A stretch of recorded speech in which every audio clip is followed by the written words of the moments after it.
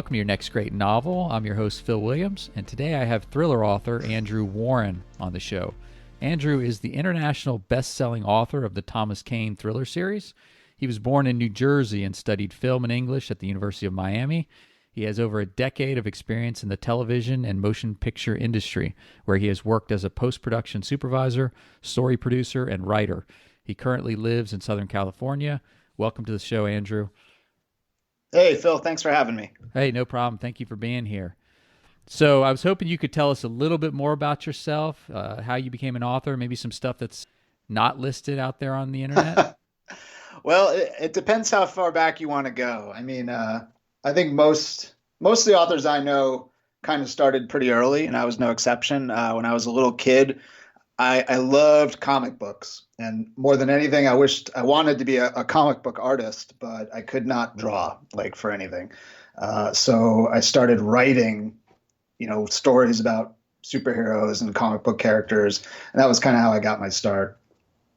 And I sort of continued with that all through high school and college. I actually went to school as a film major, and so I naturally gravitated to screenwriting. But in between that, I was always tinkering with a short story, or I must have started dozens of novels that I didn't finish. And finally, I was living in Los Angeles. I did work in the film industry, but I wasn't really doing what I wanted to do. I was, kind of behind the scenes person, not really a creative. I was a vendor, and I was working at a particular job that I just really disliked. I didn't like the environment. It just wasn't a good time for me. I had recently divorced, so I was kind of at a low point in my life. And I just woke up in the middle of the night one night, and I remember, just kind of looking at the ceiling, and I was like, well, this is the time to write a book, because, you got to take this sort of pain and frustration and anger you're feeling and channel that into something. And literally that night, I just sort of started scribbling down ideas in a notebook and came up with not all, but I'd say most of the ideas for the first three Thomas Cain books, in very general terms. And the idea of writing a series about this betrayed, like kind of bitter assassin who doesn't, can't trust anybody and is disconnected from everything, and has been living as a criminal in this seedy environment and basically gets pulled back into the game. And it all came from this kind of one frantic night of brainstorming. So, I started writing it. And at that point in time, I didn't really have a clear idea of like what I was going to do in terms of publishing. It just wasn't, I just was more kind of working on the project.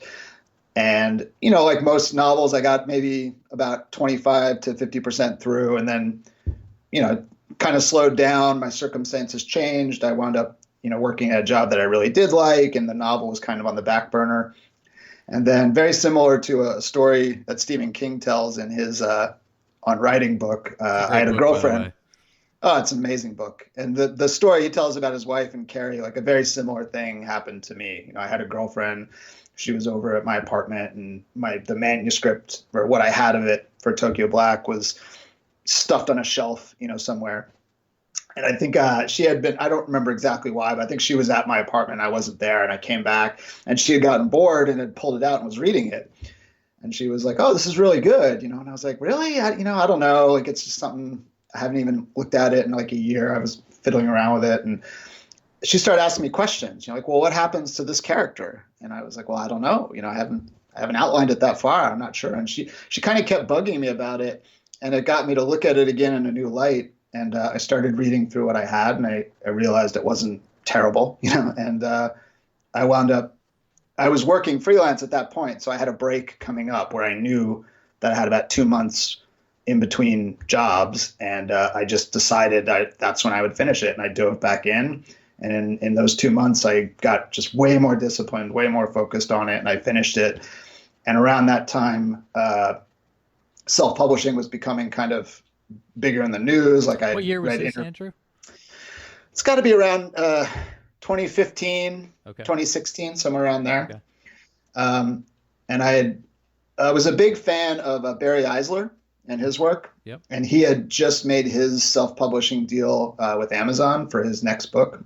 I mean, I guess it's not quite self-publishing, but he had left, his major publisher and was working directly with Amazon. And then I started hearing about guys like Mark Dawson, and I decided, working in entertainment, I had some projects that I had created that got optioned for development, and it's always a very frustrating process. Most things that go through that process don't come to fruition, and I'd gone through that several times, and I just didn't want to. I really just didn't want to go through that process again. Like I would much rather put out the book and have everyone hate it than spend a year, querying agents and kind of going through that process and then just not be anywhere at the end of it. So I just decided, what the hell? I'll self-publish it and see what happens.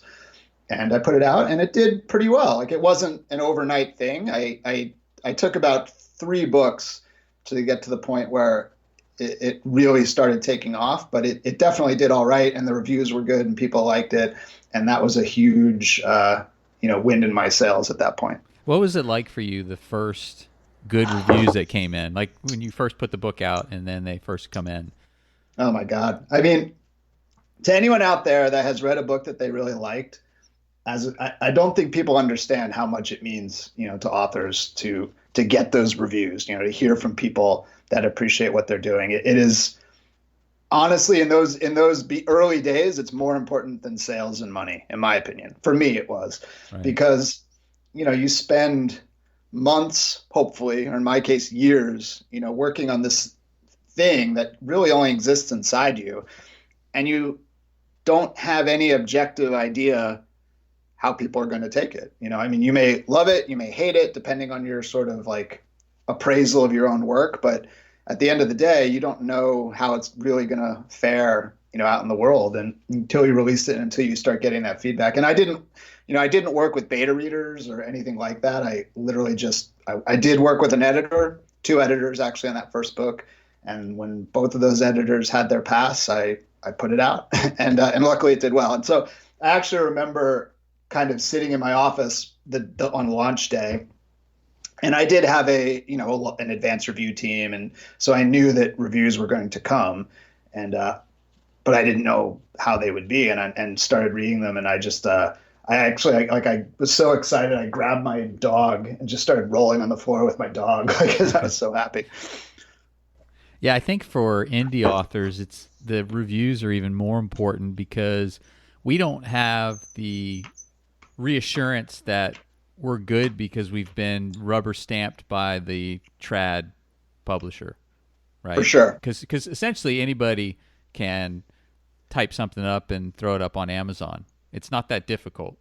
So if you're not getting the reviews or being read, that's really where you're getting that reassurance that, hey, I'm doing something good, is that you're either getting the sales or hopefully getting both the sales and decent reviews. For sure. I mean, I think, from interviews with traditional authors, I think almost every author kind of goes through that self-doubt. It's just such a big chunk of time that you're working on this thing in isolation. I mean, unless you are just an incredible narcissist, I think it's just natural that you're going to, it's like every book is sort of a race to overcome your own self-doubt, before you get to the end of it. Right. But then if you're a traditional author, you have this whole machine surrounding you, once that book does get released, that's sort of, insulating you, and helping you and lifting you up. But as an independent author, all you have are those reviews. That's it. Reviews and emails. Like when a reader emails you and tells you they really loved your book. It's huge. I mean, it makes your whole day. Like, I mean, I've had days where, I'm just like, oh, today's sales suck, or that promo didn't do as well as I thought it did. I'm all in a bad mood. And then literally I just get an email out of the blue, like someone, oh, I love this book. It was so great. And it just changes your whole mindset instantly. It's like flipping a switch. I remember talking to a friend about reviews and books, and the person asked me, she was like, well, what do the bad reviews on your books say?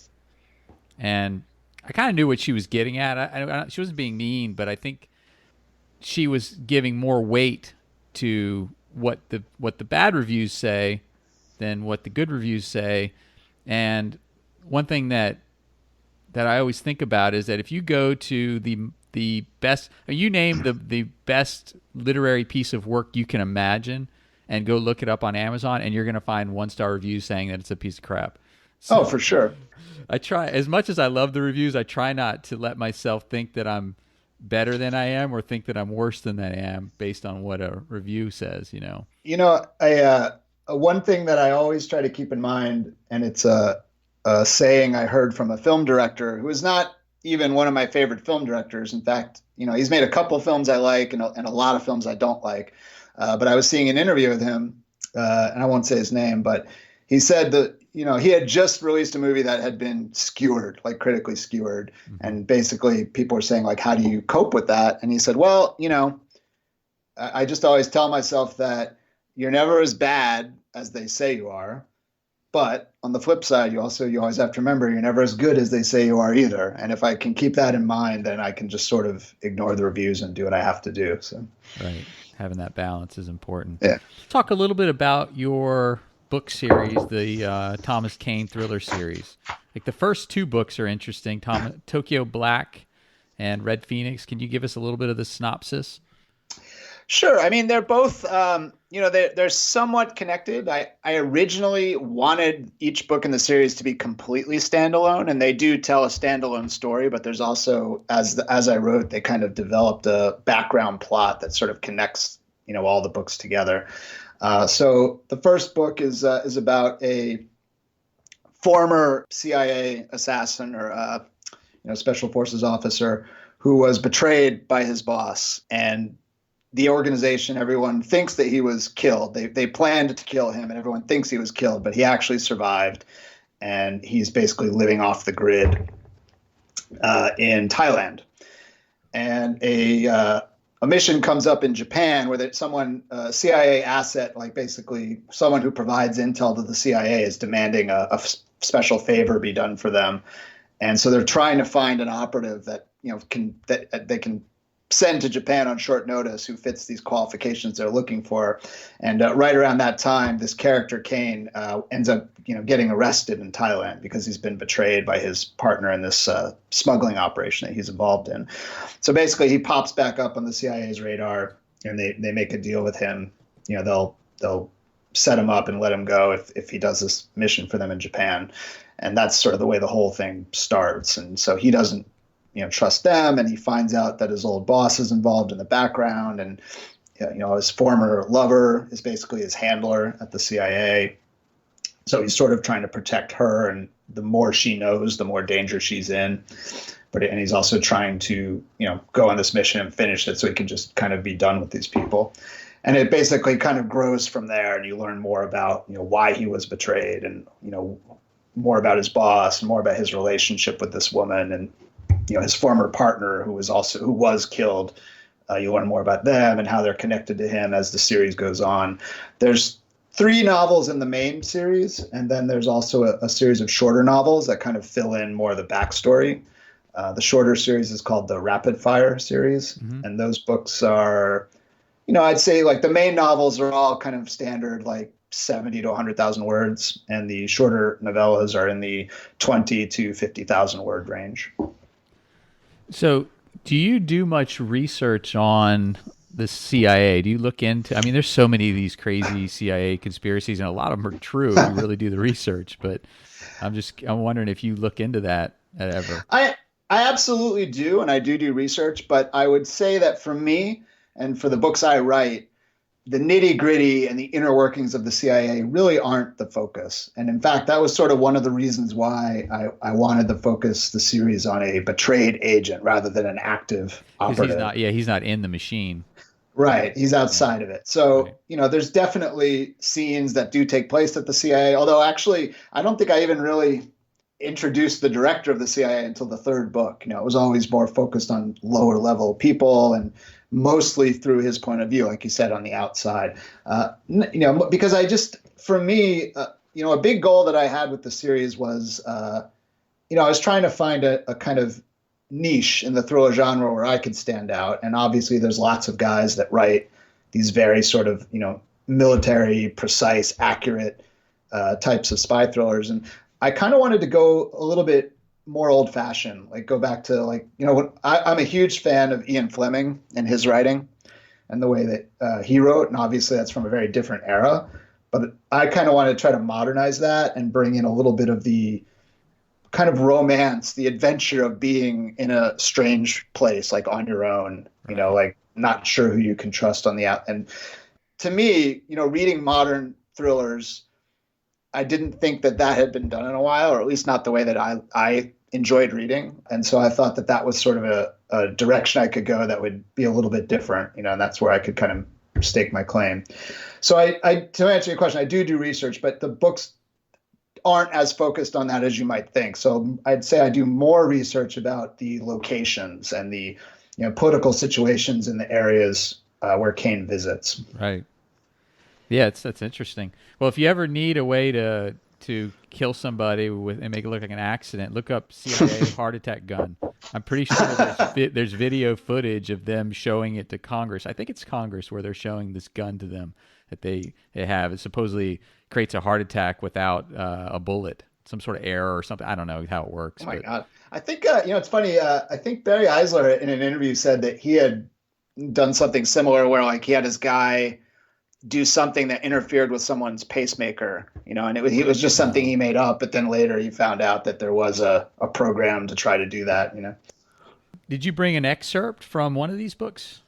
I did. I have an excerpt of a scene from Tokyo Black. Great. Fantastic.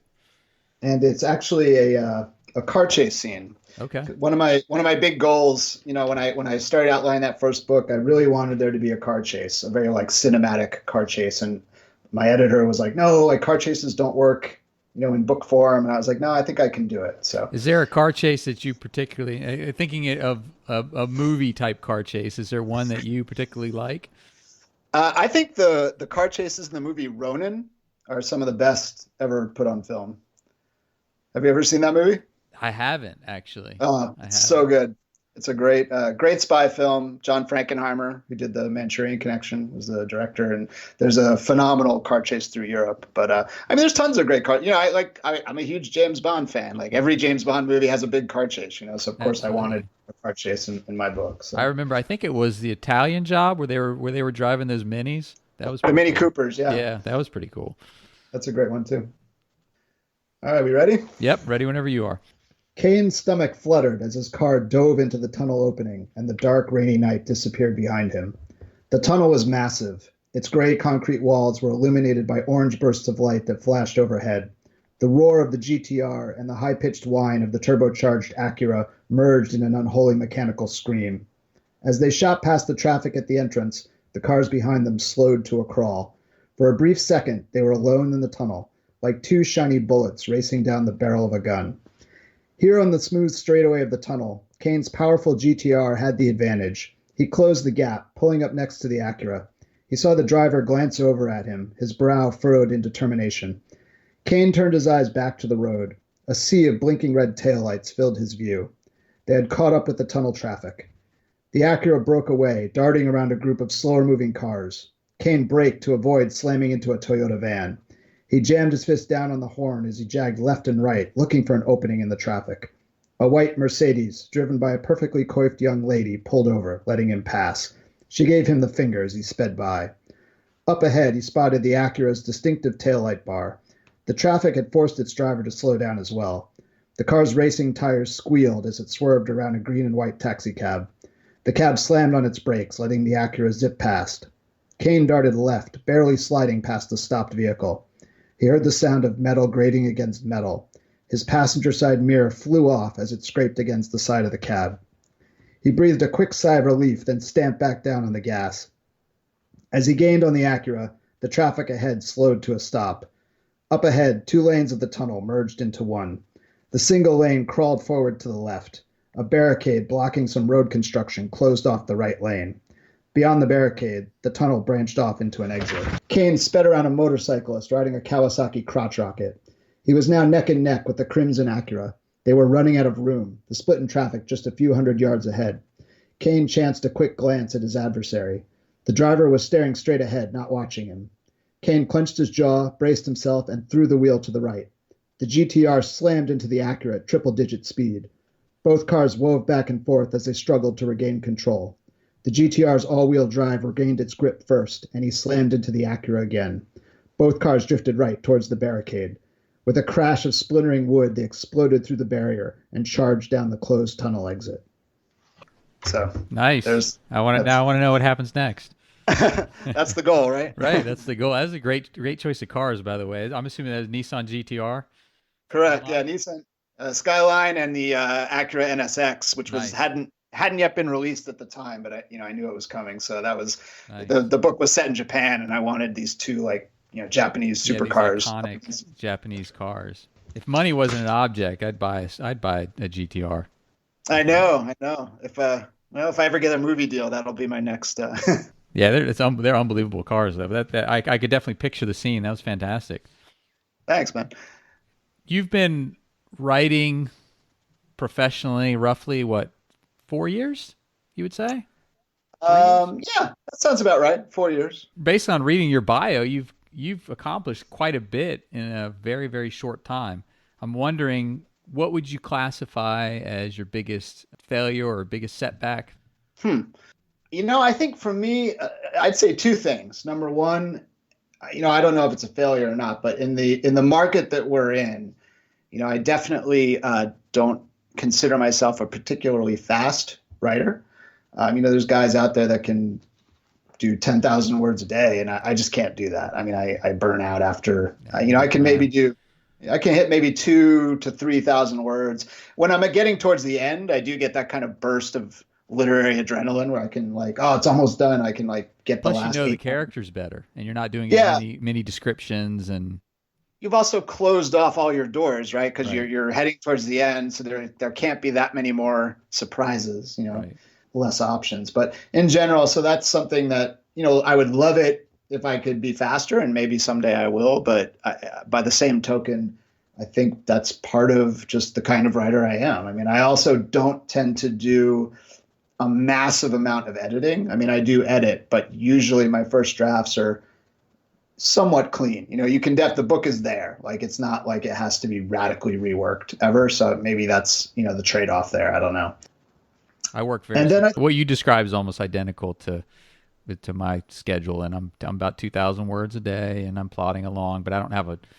Usually, my edits are. I mean, I go through a long, lengthy edit process, but it's not. The book doesn't change that much. yeah, it's more like you're just improving it, but you're not like, oh, this needs to be totally changed or this was wrong. It's like Right, you're or you're more finding kind of, little plot holes here and there and ways yeah. to. Like I said, it's still every book for me is outrunning that sense of doubt.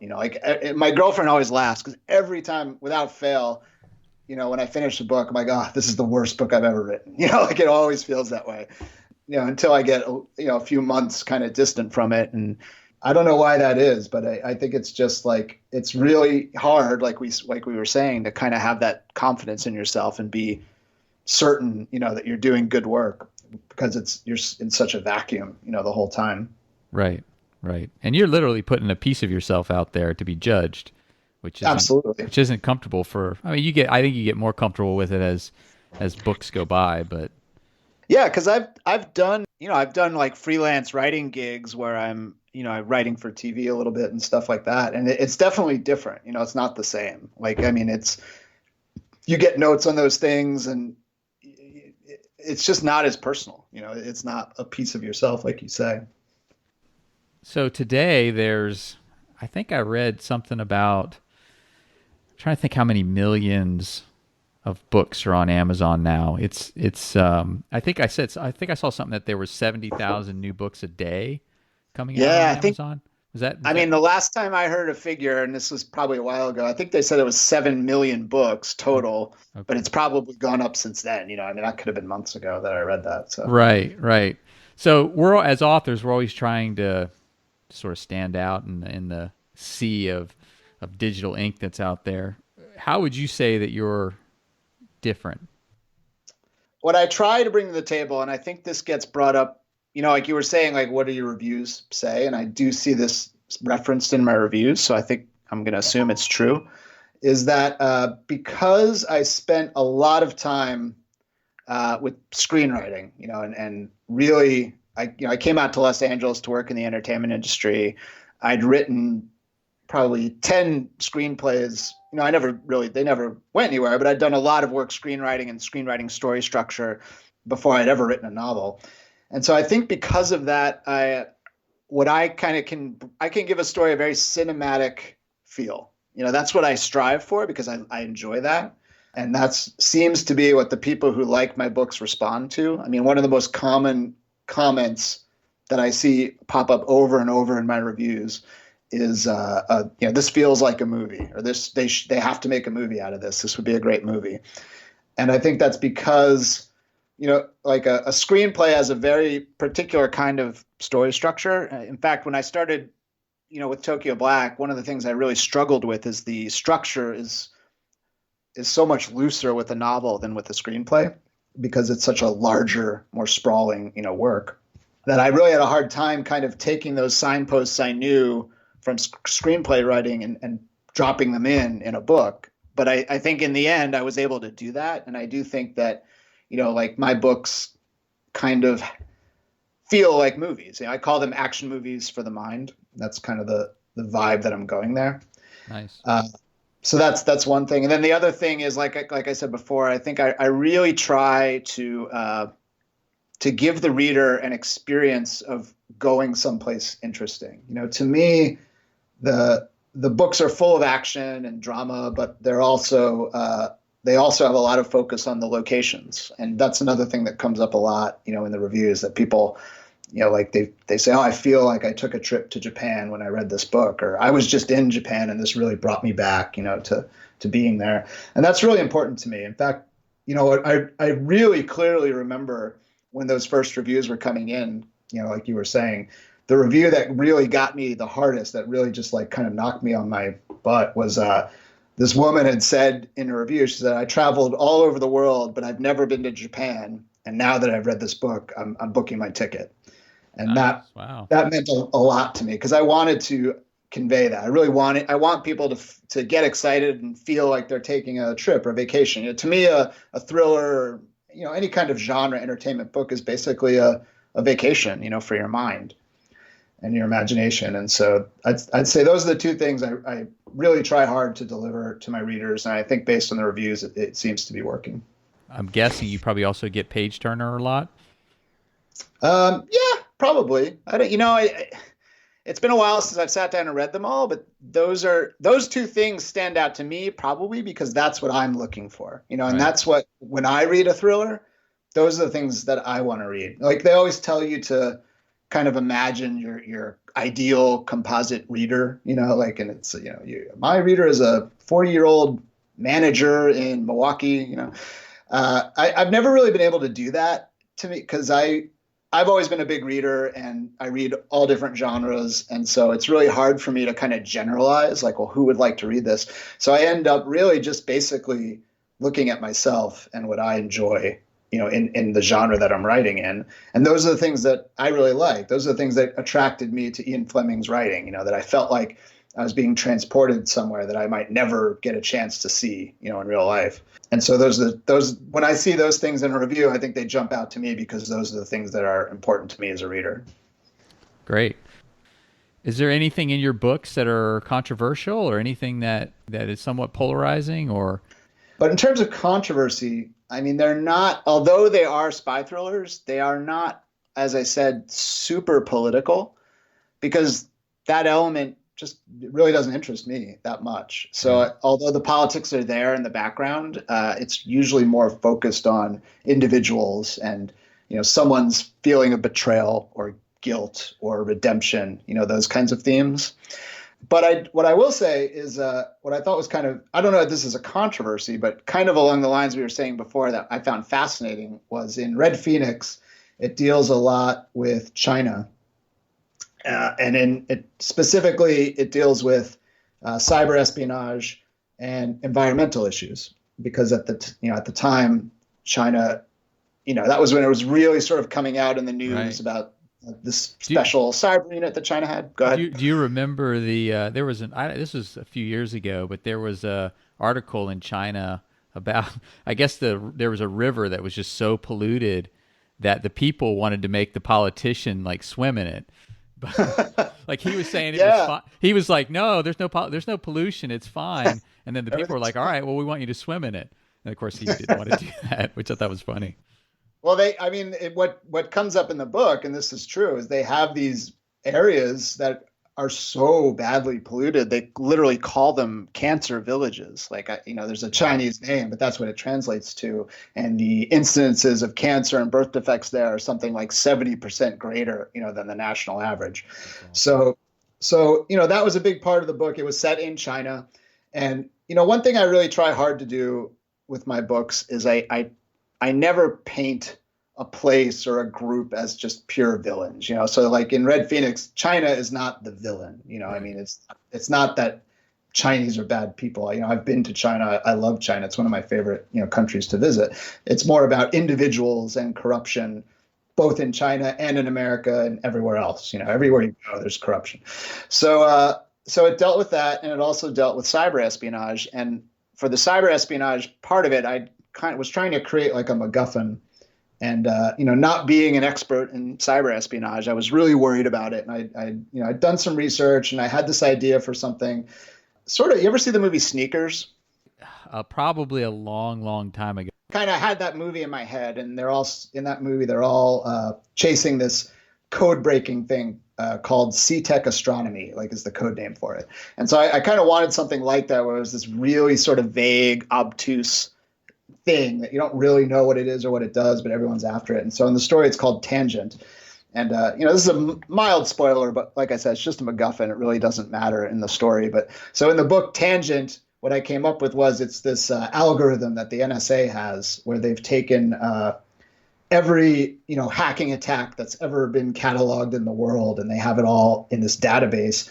And so using this algorithm, like if someone from the NSA hacks into, say, Russia, they can plant traces and make it seem like it was China that did it, because they know all the Chinese hackers and what malware they prefer, and how fast their keystrokes are, and all this data that people use to try to back engineer like who committed a hacking attack.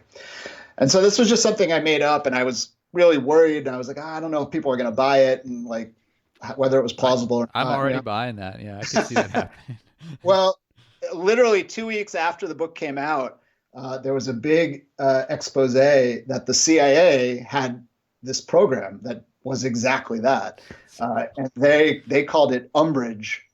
And so this was like when there was all that stuff going on about like Trump and Russia hacking the DNC, like that had just started. It was 2017, like those things that just started coming out.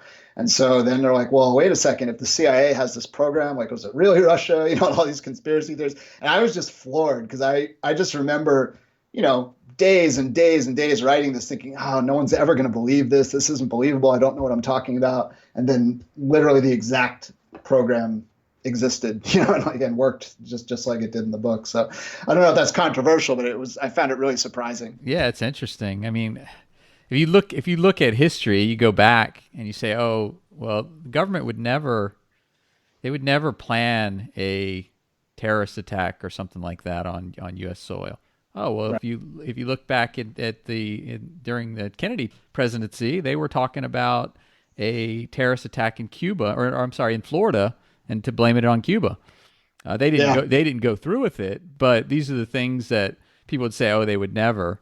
And then you look at things like, I don't know, the sinking of the Lusitania or the Gulf of Tonkin, which they admitted never actually happened. I mean, all these things that drive us into war. But if you look back at history and you find the truth about what happened in the past, you can look to the future and say, well, it's not out of the realm of possibility given what they've done in the past.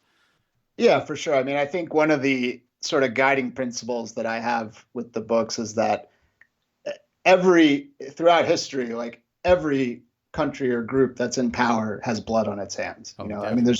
there's just no, whether it's America or China or Russia or even in American Indians versus other Native Americans Absolutely. versus other Native American tribes, and African tribes versus other African tribes. I mean, just there's no point in history where one group doesn't do something horrible to another group. It's just so, to a character like Kane, he, in his past, he was a very sort of trusting, he's patriotic, he believes he's making the world a better place. And now he's at a point where he knows that all of that is very subjective.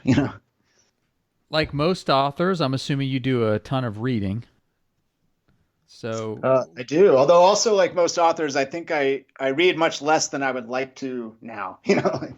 Brett Battles told me the exact same thing last week. He said, I used to read more before I became an author. Oh, way more. Because now between reading my own books, as part of editing and reading books about writing, that carves a huge chunk like out of what's available. But I do still read a Like lot. what genres do you enjoy the most? Is there a particular author? I like a lot. I grew up reading almost everything I could get my hands on. Nowadays, I'd say mostly I read thrillers certainly, but I also read science fiction and fantasy. In fact, I write that under a pen name as well. Literary fiction, horror, humor. I mean, I read a little bit of everything, but mostly I'd say these days I tend to focus on the genres that I write in, which are thrillers and then sci-fi and fantasy. Well, thank you so much for coming on the show, Andrew. Where can people find out about you and your books? I have a website, andrewwarrenbooks.com. And if you go there, if there's a link on the far right that says free book, and you can get the first novella that I ever wrote called Devil's Due, which is sort of a prequel to Tokyo Black. You can get that for free, so you can sort of get a taste of the series. Great. Thank you. Thank you for listening to another episode of Your Next Great Novel. Be sure to subscribe. You can find the podcast at philwbooks.com and on iTunes, Stitcher, or TuneIn.